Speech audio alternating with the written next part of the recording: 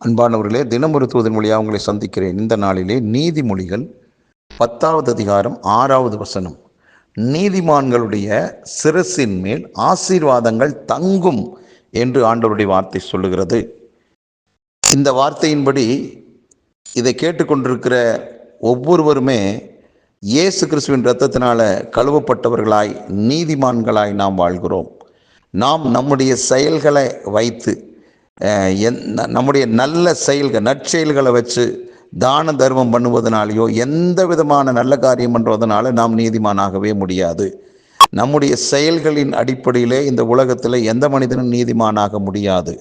மாறாக எந்த ஒரு மனிதன் ஆண்டவராக இயேசு கிறிஸ்துவை முழு மனதோடு ஏற்றுக்கொண்டு ஆண்டவரே என்று சொல்லி அந்த ரட்சிப்பின் அனுபவத்துக்குள்ளாக வருகிறானோ அவனுடைய பாவங்களை ஆண்டவர் இயேசு கிறிஸ்து மன்னித்து தன்னுடைய சொந்த இரத்தத்தினாலே கழுவுகிறார். அந்த மனிதன் பாவம் மன்னிக்கப்பட்டவனாய் நீதிமானாய் அவருடைய பிள்ளையாக பெயரெடுக்கிறான், வாழ்கிறான்.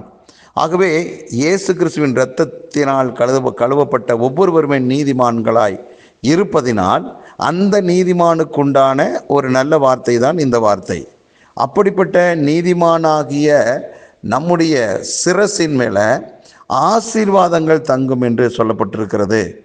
அருமையானவர்களே, நம்முடைய உடல் பகுதியில் இருக்கக்கூடிய எல்லா இடங்களுக்கும் கட்டளை எங்கே இருந்து போகிறதுனா தலையில் இருந்து தான், அந்த மூளை பகுதியிலிருந்து தான் போகிறது.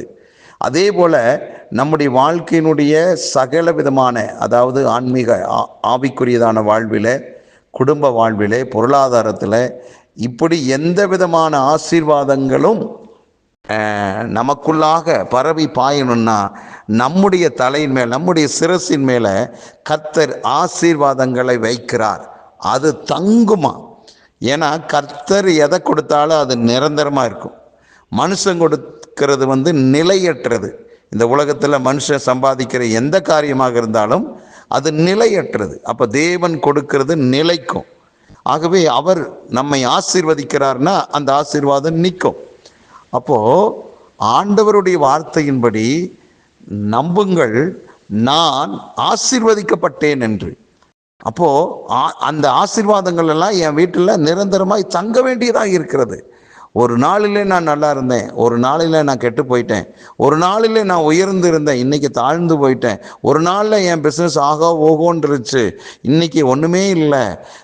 அதே போல் தான் எல்லா விஷயங்களுமே அன்னைக்கு என்று சொல்லக்கூடியது இன்றைக்கு இல்லையே என்று புலம்பக்கூடிய ஒரு இடத்துல கர்த்தர் நம்மை வைக்கவே இல்லை. பிரியமானவர்களே, அவருடைய ஆசீர்வாதங்கள் நம்முடைய சிரசின் மேலே தங்கக்கூடியதாக இருக்கிறது, எல்லா விதமான ஆசீர்வாதங்களுமே. ஆகவே இதை நானும் நீங்கள் விசுவாசிக்கும் போதுதான் அந்த ஆசீர்வாதங்களை அனுபவிக்கிறதுக்கு நாம் பாத்திரவான்களாக இருக்கிறோம். ஆண்டவருடைய ஆசீர்வாதத்தை அனுபவிக்க நான் பிறந்திருக்கிறேன் என்பதில் தெளிவாக இருங்கள்.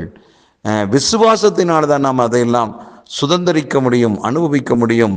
ஆகவே உங்கள் மேலே சாபம் இல்லை பிரியமானவர்களே, உங்கள் மேலே வியாதி இல்லை, வியாதி தங்க முடியாது. ஏன்னா கர்த்தருடைய ஆசீர்வாதம் நமக்குள்ளே தங்கி இருக்கும் போது மற்றதுக்கெல்லாம் தற்காலிகமாக வரும் போகும். எது தங்கும்? ஆண்டவருடைய ஆசீர்வாதம் உங்கள் வீட்டில் தங்கும், உங்கள் சிரசின் மேலே தங்கும்.